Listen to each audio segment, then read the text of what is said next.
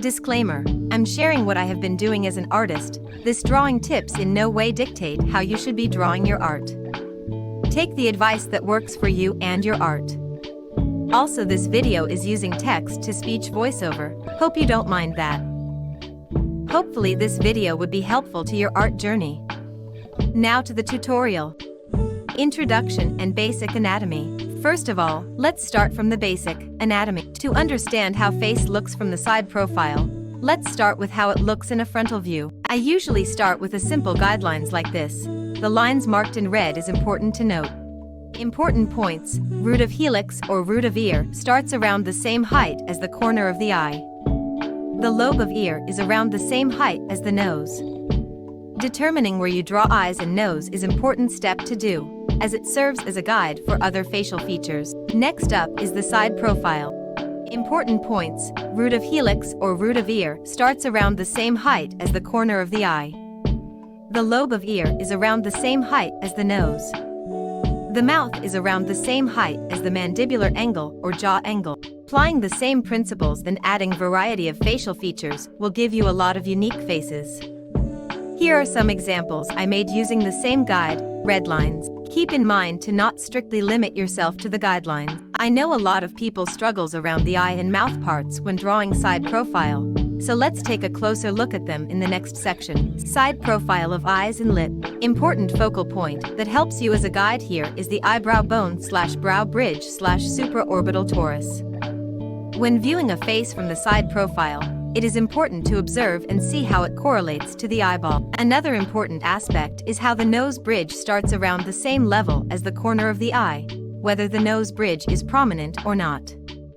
As the nose ends, it met with philtrum and the lips. When drawing eyes from the side, you have to keep in mind that it is a ball with skin wrapping around it. As you turn the eye sideways, the eyeball itself became less prominent and only the corner of the eye is visible. To simplify it down, usually I use triangular shape eye as a guide, like the example below. When drawing lips, keep in mind of the curvature of the lips. Upper lips usually have upward curvature and bottom lips have downward curvature to it. The thickness of it also play on how it looks when viewed from the side. Using 3D model head. Using 3D model head could help your workflow, especially if you draw in tight deadlines or just too lazy to sketch the head from scratch. It is a good starting point and make it easier to keep consistency of your character facial features. Clip Studio Paint version 2.0 and forward came with a built-in 3D head model. You can check the official article about it here.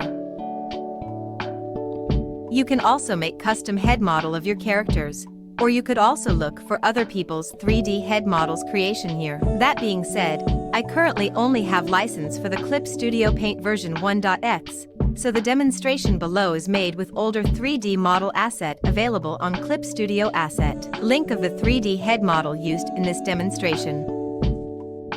Important thing to note when you use 3D head model as direct guideline is to periodically check how the line art looks without the 3D head model. Especially when you aren't using 3D head tailored to your character's facial features. It is best in my opinion to use it as general placement guide and adjust accordingly depending on your art style. I do think the new 3D head model is wonderful and would work better as you can customize it yourself within the CSP app. Additionally, tailor-made 3D head models with specific facial features would help you visualize them better in different angle. Stylization, introduction. Now that we have introduced some of the guides, it's time to break it up a bit. In this article, we will focus on two common stylization: anime art style and chibi art style. Anime art style here refer to anime/manga art style that typically, but not limited to, exaggerated proportion of the eyes and head. Meanwhile, chibi art style here refer to super deformed version of character, with oversized head and smaller body. Here's a quick visualization on how the proportion compares to each other. Realistic and semi-realistic proportion of the human body. It typically consists of 8 to 7 heads unit high. A more cartoonish/manga art style, typically it would have less since the head is bigger. Chibi/super deformed art style, it typically ranges from 2 to 4 heads high. depending on how deformed it is. In this article, we will focus on the side profile aspect of the stylization. Stylization, anime/manga style. First, we will use the earlier character. I have drawn a quick front profile face of the character as a comparison to the side profile. While arguably it's already stylized to some degree, but you could exaggerate the eye size even more often with simpler shape. Here's my attempt to stylize the character to a more cartoonish/manga art style. Here you can see the change in proportion, but it still adheres to some of the basic guides. Now to draw it in side profile. If you are confused with the change of proportion, try adding back the guide on top of the finished drawing. So when we turn the character sideways, we have the guide to see how big the individual proportion was. You can try marking it down like this and use it as size guide. Here is my drawing process of it. You can see I used the same basic anatomy principles. I also adjusted the eye size afterwards because I feel it is not big enough. Remember that stylization is boundless, and this is just one example out of many out there.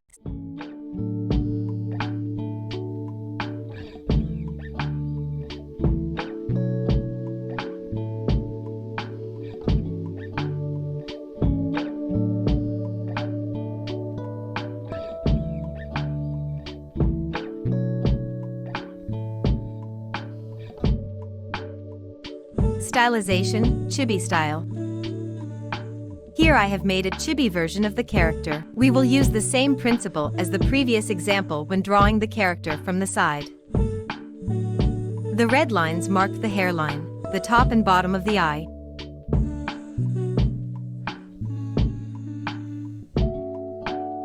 Here's the guideline on top of the finished chibi viewed from the side. Important point to note here when drawing chibi: the nose often less pointed and became rounded, almost to a blob. The eye became the main focus of the face, and you can apply some of the fundamentals when drawing chibified eye from the side. I used the same principle here of using simplified triangular shape to portray the eye. Here's the 3 stylization results side by side. End of tutorial.